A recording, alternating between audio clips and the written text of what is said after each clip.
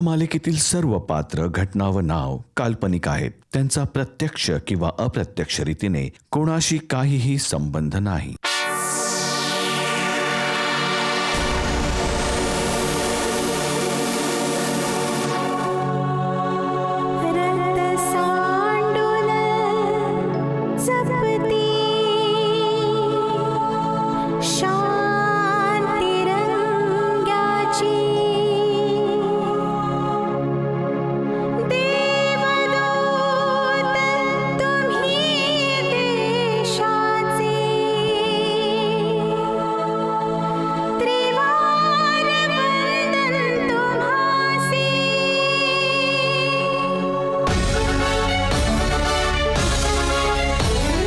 दैत्यांचा हा कर्दनकाळ, भल्यांचा हा पक्का यार, झुंज देण्या अन्यायाशी सदैव हा तयार. झुंजार हा वज्र हा पोलादी वीर हा, जुलमी अत्याचारांचा करतो बंदोबस्त हा.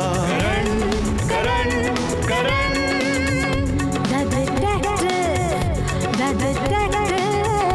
जय हिंद जय हिंद जय हिंद जय हिंद.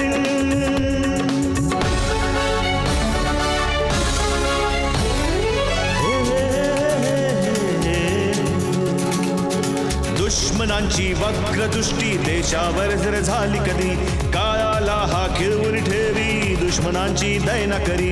पुत्र भारत मातेचा हा देश प्रेमी सहृदयी, हा देश प्रेमी सहृदयी, हा देश प्रेमी सहृदयी.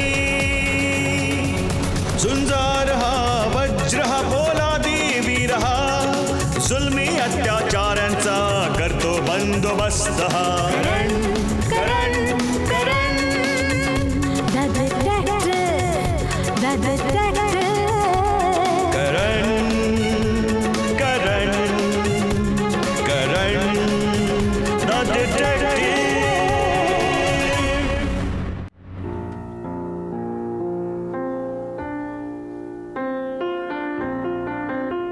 काय झालं जुली? आज तू इतकी अस्वस्थ कायस? प्रोफेसर साहेब, मला तुमच्याशी एक फार आवश्यक गोष्ट बोलायची आहे. निश्चिंतपणे सांग. काय सांगायचं तुला? आधी तुम्ही मला हे सांगा, तुम्ही माझ्यावर किती प्रेम करता? किती प्रेम? जुली, याची व्याख्या शब्दांमध्ये नाही केली जाऊ शकत. शब्दकोशामध्ये एक पण शब्द असा नाही जो प्रेमाची व्याख्या योग्य प्रकारे करू शकेल. प्रेम तर एक अनुभूती आहे. म्हणूनच प्रेम करणाऱ्याच्या तना मनातून वारंवार त्याच्या प्रिय व्यक्तीचं नाव निघत असतं. ज्या प्रकारे माझ्या मनातून फक्त जुली जुली जुली. तर तुमच्या बोलण्याचा अर्थ असा आहे की मी तुमच्या तनामनात बसलेली आहे. अर्थातच जुली. तर मग तुम्ही रोहिणीजींना डिवोर्स का नाही देत? नाही जुली, आता नाही. तुला तर चांगल्या रीतीने माहीत आहे की पहिल्या पत्नीचा स्वर्गवास झाल्यानंतर मी आपल्या मुलांच्या संगोपनासाठी रोहिणीशी लग्नाची तडजोड केली. पण तिने तर माझ्या जीवनाला नरकच बनवून टाकले. आता गौरवला नोकरी लागणार आहे आणि सुनीताचं लग्न होणार आहे. मला हे नको आहे की यावेळी आपण असं काही पाऊल उचलावं ज्यामुळे त्यांच्या जीवनाची दिशाच बदलून जाईल. जुली, हा समाज माझ्या आणि तुझ्या नात्याला एवढ्या सहजपणे स्वीकार नाही करणार. असं तर नाहीये ना की तुम्ही समाजाच्या नावाने माझ्यासोबत चांगली वेळ मारून नेताय आणि वेळ आल्यावर तुम्ही मला एकटीला सोडून जाणार? नाही जुली, हे तर वेळच ठरवेल. तसं तू काही सांगणार होतीस ना?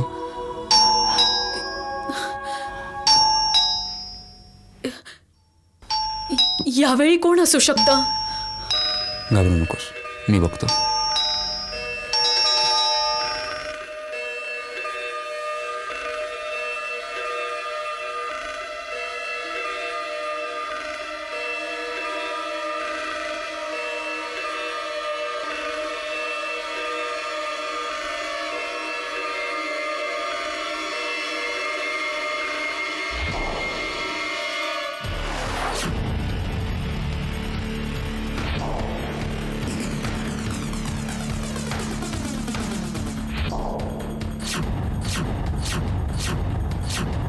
रोहिणी, तू इथे यावेळी? हो मी. का माझ्या इथे यावेळी येण्याने तुझ्या बाहेर खालीपणामध्ये व्यत्यय आला? हे बघ, माझं म्हणणं तर ऐकून घे. शांत हो, शांत हो. हे हे हे कोण आहे तुझ्यासोबत? हे सगळे वराडी आहेत जे तुझ्या आणि तुझ्या त्या नागिणीच्या वरातीत सामील व्हायला आलेत, जी आता मी काढणार आहे. अरे कमीत कमी जगाला तरी कळू दे ना की प्रोफेसर केशव नारायणाचं असली रूप काय आहे. कुठे आहे तुझी प्रेमिका? त्या नागिणीचा चेहरा सुद्धा लोकांच्या समोर यायलाच हवा ना, म्हणजे लोकांना कळू शकेल की तिच्यासाठी तू मला आणि आपलं घर देखील सोडलंस. रोहिणी, अरे बाहेर बोलव तिला. जुली, जुली. प्रोफेसर साहेब, काय झालं? हे कोण ओरडतंय? अरे जुली, जुली, तू आज जा तू.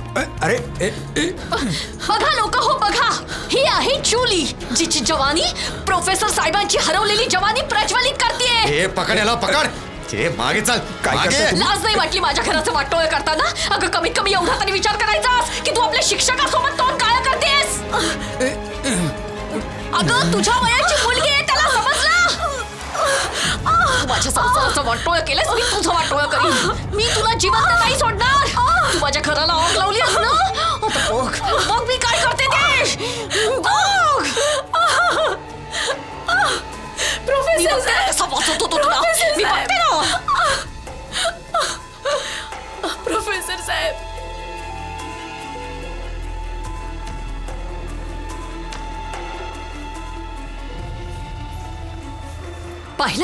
पाहिलं तुम्ही लोकांनी? लग्न झालेलं असतानाही दुसऱ्या बाई बरोबर तोंड काळ करण्याचा काय परिणाम असतो? असं तोंड काय होतं मग त्या माणसाचं. चला.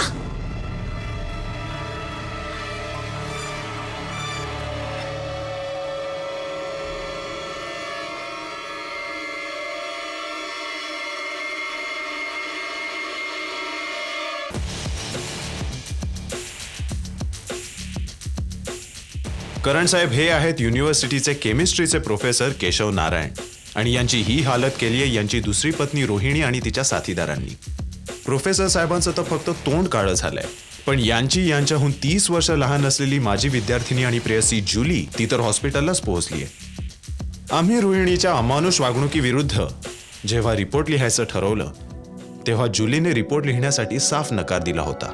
तिचं म्हणणं होतं की ती जर रोहिणीच्या जागी असती तर कदाचित तिनेही असंच केलं असतं. असो, जुलीला तर आज हॉस्पिटलमधून डिस्चार्ज मिळाला आहे. पण सर हा बघा जुलीचा इंटरव्ह्यू. या सगळ्या घटनेबद्दल तुम्हाला काय म्हणायचं आहे? हे बघा, मी तर फक्त एवढंच म्हणेन की जुली सोबत माझं फक्त मैत्रीचं नातं आहे, बस, आणखी काही नाही. बाकी मला कोणाविषयी काहीच तक्रार नाही. बस एक विनंती आहे तुम्हा लोकांना, सगळ्या मीडियावाल्यांना, की या गोष्टीला इतकं नका वाढवू. माझ्यासोबत माझ्या मुलांचं भविष्य पण जोडलेलं आहे. जुलीजी, तुम्हाला काय म्हणायचं? हे बघा, जर एका व्यक्तीला दुसरी व्यक्ती आवडत असेल, पसंत करत असेल, मैत्री करायची असेल, काही वेळ त्याच्यासोबत घालवायचं असेल, तर यात वाईट काय आहे? मैत्री, तीही आपल्यापेक्षा 30 वर्ष मोठ्या माणसाबरोबर. ह्याच्यात वयाचा काय संबंध? फक्त मनाशी मन जुळावं लागतं, बस. आता आम्ही तुमची भेट घडवतोय प्रोफेसरचा मुलगा गौरव आणि त्याची मुलगी सुनीताशी, की ते आपल्या सावत्राईबद्दल काय विचार करतात. गौरव, तुमची सावत्राई रोहिणी देवीने जे केलं ते योग्य होते की अयोग्य? अरे ती योग्य कशी असू शकते? तिला तर कुठल्याही सिच्युएशनला नीटपणे सामोरही जाता येत नाही. मला तर समजतच नाहीये की बाबा नेहमी तिच्यासमोर मुख गिळून गप्पा का राहतात.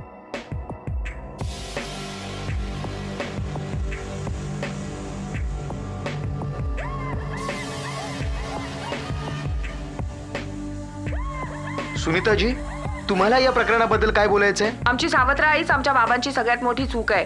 त्यांच्या याच चुकीमुळे आम्हाला आमचं पिढीजात घर सोडून भाड्याच्या या छोट्याशा घरात राहावं लागतंय आणि त्यांच्याचमुळे माझं लग्नही मोडलं.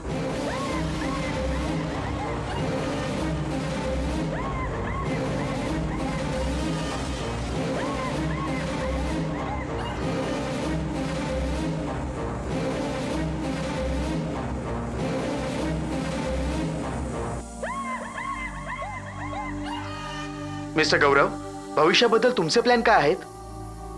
अरे मला तर मोठ्या कंपनीकडून जॉब पण ऑफर झाला होता, पण त्या लोकांनी जॉब परत घेतला हे सांगून की माझा फॅमिली बॅकग्राऊंड ठीक नाहीये.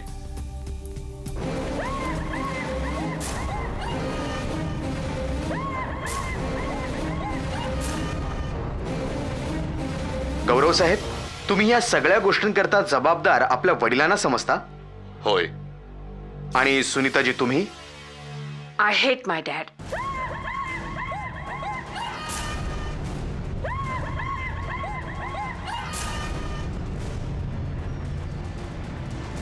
रोहिणीजी, जे तुम्ही प्रोफेसर साहेबांबरोबर केलं ते काय योग्य होतं? पाप्याला पाप करण्याची शिक्षा मिळायलाच पाहिजे. मला माझ्या कृत्याचा काहीही पश्चाताप आणि लाज नाहीये. अरे तुम्हा लोकांना नाही माहित, मी बऱ्याच काळापासून यांचा बाहेर खालीपणा सहन करतेय.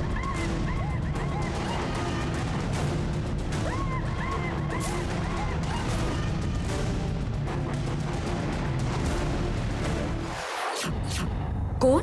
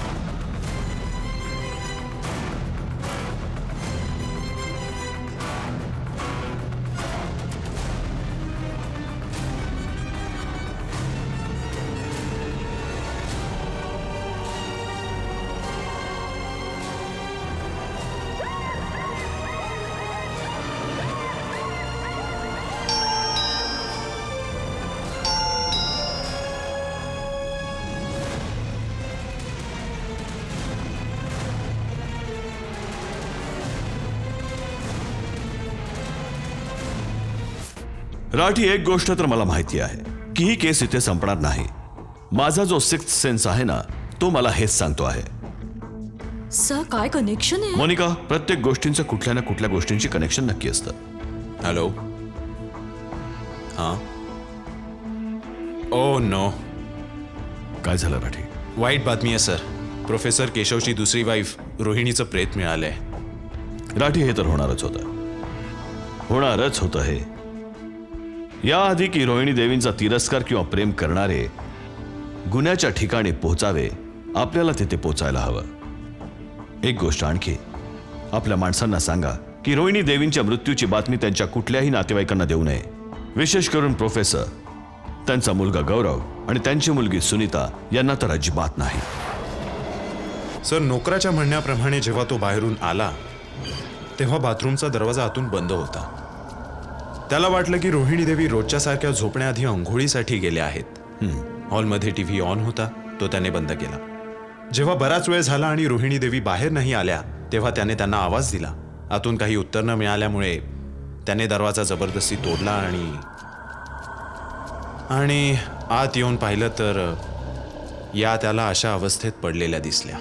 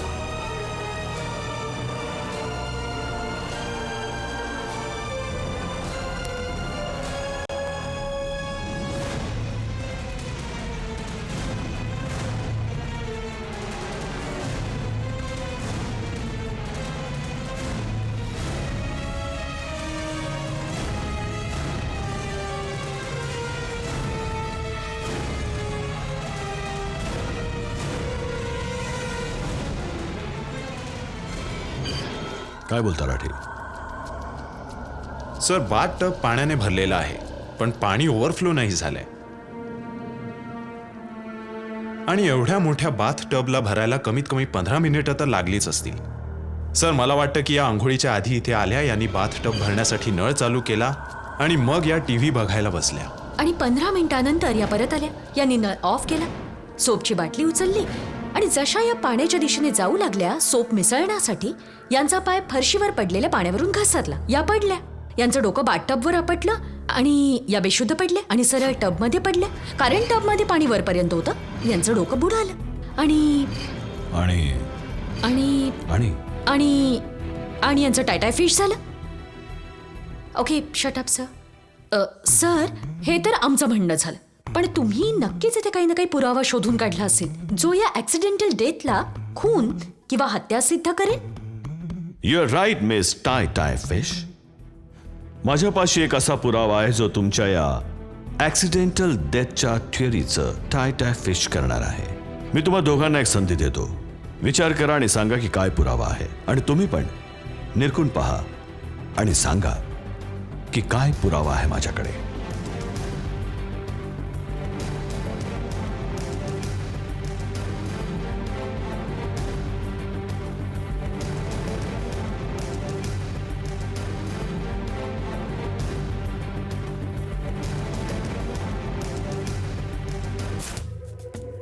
सर, उघड्या डोळ्यांनी दिसू शकणारा तर काही पुरावा नाहीये इथे. सर, काय इतक्या रात्री आमची फिरकी घेताय? इथे काहीच नाहीये.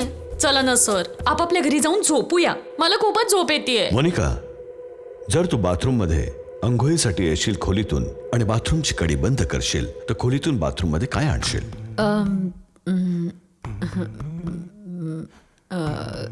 अंघोळीसाठी काय आणशील?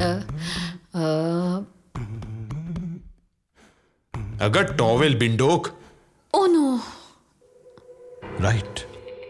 आणि हा टॉवेल या बाथरूम मध्ये कुठेच नाहीये. Oh my God. रोहिणी देवी बिना टॉवेलच्या अंघोळीसाठी बाथरूम मध्ये काय येतील? जेव्हा त्यांना माहिती होतं की नोकर घरात नाहीये आणि त्याला आवाज देऊन ते नंतर टॉवेल मागू शकतील. वाय? राठी, तुम्ही आपल्या टीमला बोलवा आणि प्रेताला पोस्टमॉर्टमसाठी पाठवा. आणि प्रेताच्या उजव्या हातामध्ये काही चिकट सारखं आहे. मला नाही माहित की चिकटपणा कशाचा आहे, कारण हात पाण्यामध्ये होता. काही सुवास पण नाहीये. फॉरेन्सिक एक्सपर्ट्सला सांगा की शोधून काढा की तो चिकटपणा कुठल्या वस्तूचा आहे. okay? Yes sir. आणि एका बाकीच्या घराची झडती घे. Yes sir.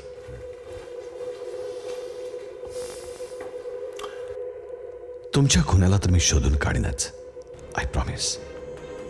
आणि तुम्ही पुढच्या भागात याच वेळी याच दिवशी आपल्या टीव्ही सेट समोर बसून घ्या आणि पहा की कशा रीतीने कायदा आपल्या डोळ्यांवर पट्टी बांधली असून सुद्धा पुराव्यांचा फास बनवून गुन्हेगारांच्या गळ्यापर्यंत पोहोचतो. भेटूया पुढच्या भागात आजच्याच दिवशी याच वेळेवर.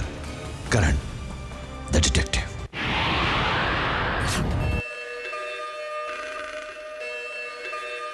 राठी, आमच्यासाठी हे जाणणे फार आवश्यक आहे की हे जे केस आहेत ते कोणाचे आहेत. मायसेल्फ प्रोफेसर देवराज देव ब्लॅक सहाय.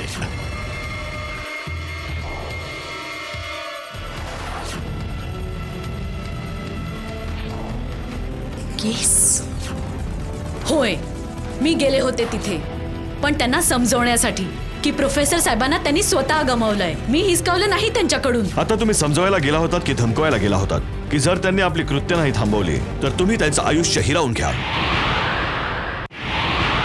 जय हिंद जय हिंद जय हिंद जय हिंद.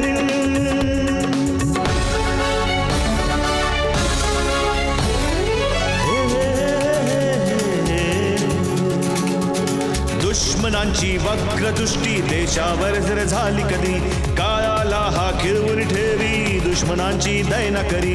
पुत्र भारत मातेचा हा देश प्रेमी सहृदयी, हा देश प्रेमी सहृदयी, हा देश प्रेमी सहृदयी. झुंजार हा वज्र हा पोलादी वीर हा, जुलमी अत्याचारांचा करतो बंदोबस्त हा.